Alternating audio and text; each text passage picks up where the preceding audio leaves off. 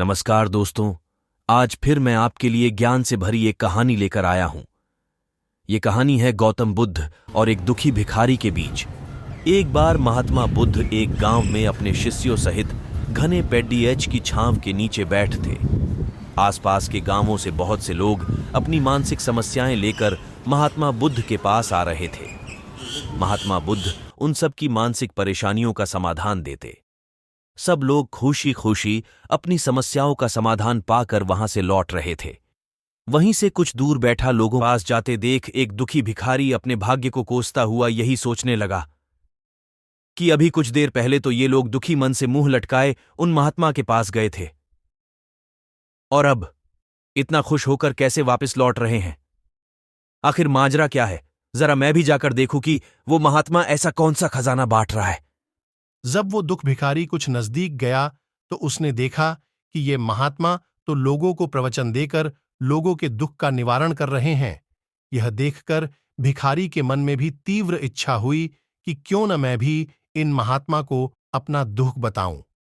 मुझे भी अपने दुख का समाधान अवश्य मिलेगा। बस फिर क्या था।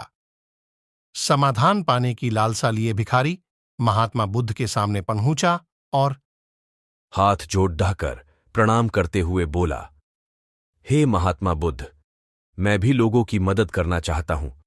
मुझे लोगों की मदद करने की बहुत इच्छा है, लेकिन मैं कैसे मदद कर सकता हूं? मैं बहुत गरीब हूं।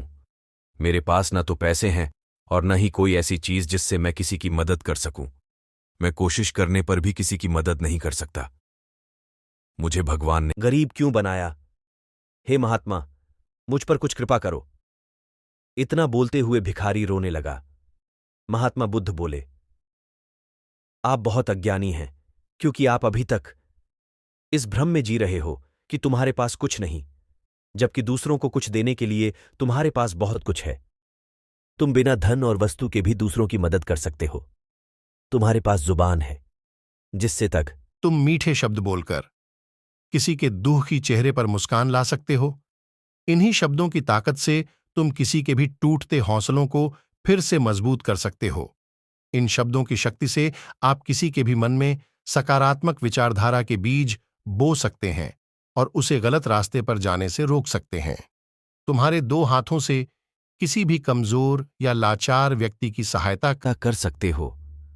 आपके दो आंखें किसी अंधे को रास्ता दिखा सकते हैं। तुम किसी के लिए दुआ कर सकते हो। ये हो सकता है कि उनके बुरे काम फिर से हो जाएं। आप किसी के अच्छे स्वास्थ्य की कामना कर सकते हैं, लेकिन अज्ञानतावश तुम अब तक इस बात को समझ नहीं पाए और इस भ्रम में अब तक जीते रहे कि तुम्हारे पास मदद करने के लिए कुछ नहीं। किसी की मदद करने के लिए धन और वस्तु का होना अनिवार्य नहीं है। बिना धन और वस्तु के भी हम कई प्रकार से लोगों की मदद कर सकते हैं। महात्मा बुद्ध के ज्ञान से भरे ये सुंदर शब्द सुनकर भिखारी के चेहरे पर मुस्कान आ गई और वह खुशी से झूमता हुआ वहां से चला गया।